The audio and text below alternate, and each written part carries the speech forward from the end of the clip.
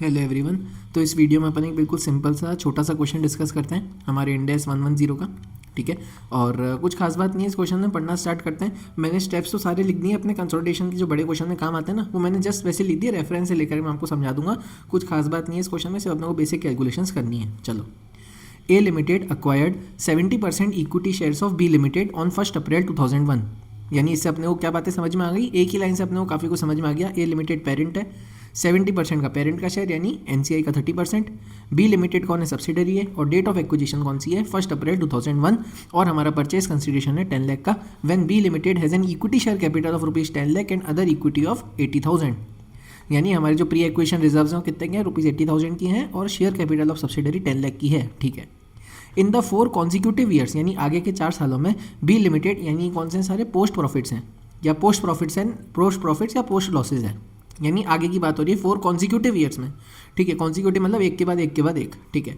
B limited fared badly and suffered losses of ₹2,50,000, यानी अगले साल में 2,50,000 हुए, उसके अगले साल में लॉसेज हुए 4 लाख के, उसके अगले साल में लॉस हुए 5 लाख का, उसके अगले साल में लॉस हुआ 1,20,000 का respectively.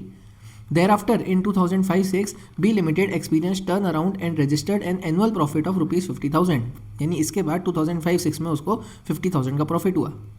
In next 2 years, that is 2006-07 and 2007-08, B Limited recorded annual profits of 1 lakh and 1,50,000 respectively। ठीक है।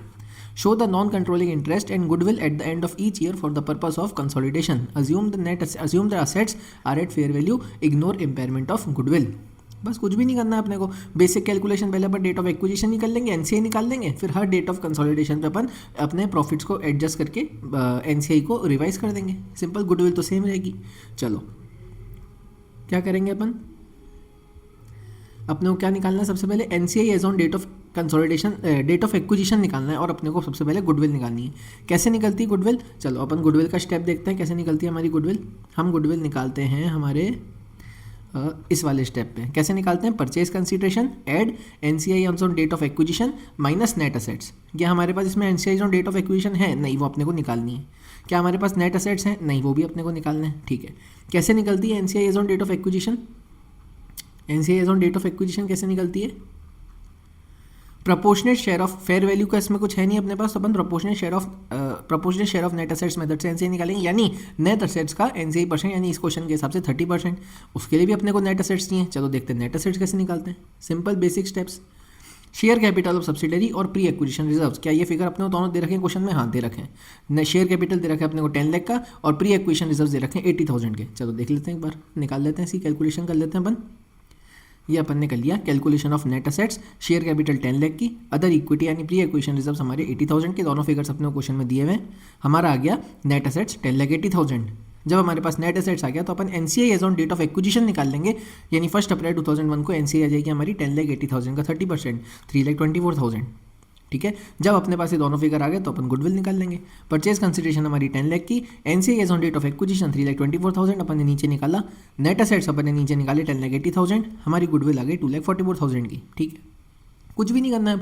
जो अपने को ईयर वाइज प्रॉफिट लॉस हुए उनको पोस्ट, सारे के सारे पोस्ट होंगे। हमारा ये ईयर निकल चुका, अब अगले कॉन्जिक्यूटिव ईयर्स की बात हो रही है। कॉन्जिक्यूटिव ईयर्स का मतलब सारे के सारे पोस्ट की बात हो रही है, पोस्ट एक्विजिशन की बात हो रही है। क्या करते हैं अपन पोस्ट एक्विजिशन में, पोस्ट एक्विजिशन में अपन पेरेंट और सब्सिडरी में प्रॉफिट लॉस बांट देते हैं। चलो बांट देते हैं, सिंपल।